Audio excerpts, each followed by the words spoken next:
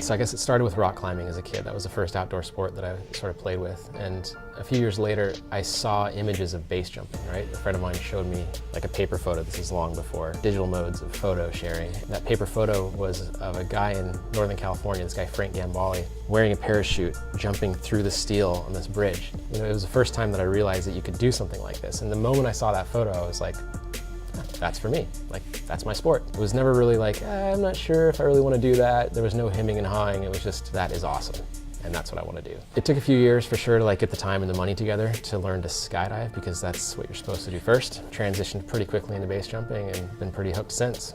You know, when you first begin something like this, when you start, you don't really know what all is possible or what opportunities there will be. And you start to realize, you know, the things that you can do as you progress through the levels. And when I first started base jumping, it was without a wingsuit. There was almost nobody really jumping wingsuits. Base jumping was mainly just jumping from a fixed object with a parachute, you know, maybe tracking away a little bit with your body, but there wasn't really a lot of flight happening. There were a handful of guys doing it, and a good friend of mine was one of them.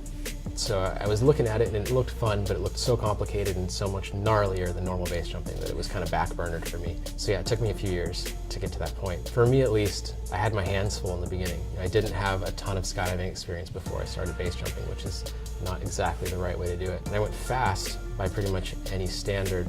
Interestingly, as fast as I went through it back then, we're seeing people push much harder today. There's a lot less training and forethought and obsession and a lot more assumption. People are getting so much more information and they're inundated with, you know, content online. And I think that early in your base career nowadays, you become habituated to the most extreme aspects of it, right? So before you even start the sport, you've already seen hours and hours of wingsuit base jumping video. For those of us that started, like my generation of base jumpers, that wasn't the case. There was no online content. This was before any type of social media or YouTube or anything like that. It was basically just VHS tapes that would get shared around in certain places, or maybe a DVD. It's a completely different story now. Like when you start now, you're just bombarded with all of the raddest content, and I think that makes people assume that they'll get there sooner. Like it normalizes it essentially. In that context, I don't think it's necessarily positive, because you end up sort of assuming that you're going to be there faster than you really should be.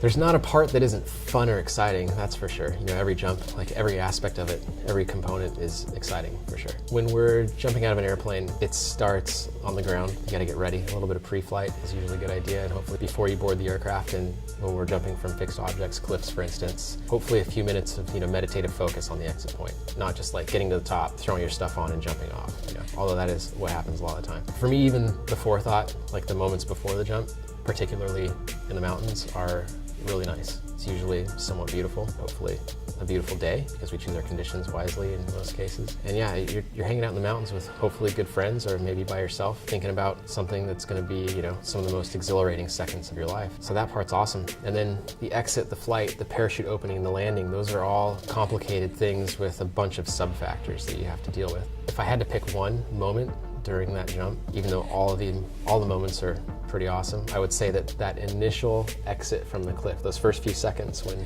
you go from zero airspeed to terminal airspeed, that transition from silence to the wind rushing in your ears is pretty special. That's a cool feeling.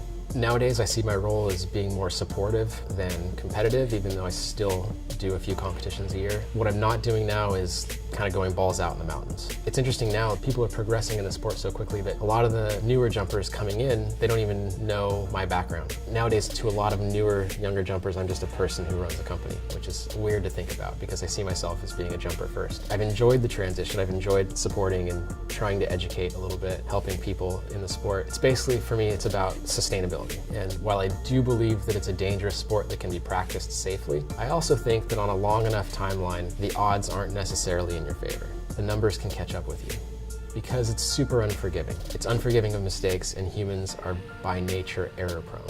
You can try as hard as you can for as long as you want, but eventually the chances are you're going to make a mistake. And whether or not you make a series of mistakes on the same jump that add up cumulatively to ruin your day, or you just make one big mistake. A lot of jumpers do have successful multi-decade careers.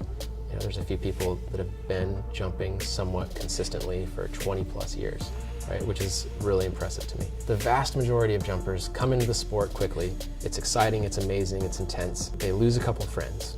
You know, they see some pretty hardcore trauma. They get a reality check, say, oh my God, this stuff really is dangerous. It's at least as dangerous as my parents think. It's maybe even more dangerous than my friends have been telling me. That really cools their enthusiasm quite a bit. They get scared out of the sport. Like, that happens a lot. I think more people get scared out of the sport than just get tired of it. I think I've loved the sport way too much to be scared out of it or to quit, but transitioning to a more supportive role, doing more skydiving instead of base jumping, and focusing on the development of equipment, the suits themselves, for me has been a really interesting way to stay in it by mitigating the risk of being sort of a full-time, aggressive flyer.